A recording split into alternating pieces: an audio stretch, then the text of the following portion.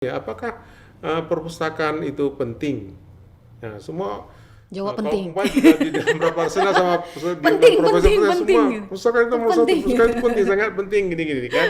Nah, tetapi nanti pada saat penganggaran perpustakaan itu menjadi Paling nomor kecil. 30, Iya. nomor 40. Masih penting apa? Peringkat terakhir lah, Pak. Peringkat terakhir, gitu. Nah, jadi mana ada profesor yang berani Iya, mengatakan bilang perpustakaan itu tidak penting. Iya. Ya, tetapi ya sewaktu dia berhadapan dengan penganggaran, ya perpustakaan itu menjadi menjadi paling belakang kan gitu. Nah itulah. Jadi bagaimana mendobraknya itu, kan? Jadi pustakawan itu harus membangun community. Ya, Kan ada komunitas ya. kan ada Oke. dibilang grid perpustakaan kecil, ya perpustakaan kecil itu dia membangun koleksi. Ya, perpustakaan kecil dia membangun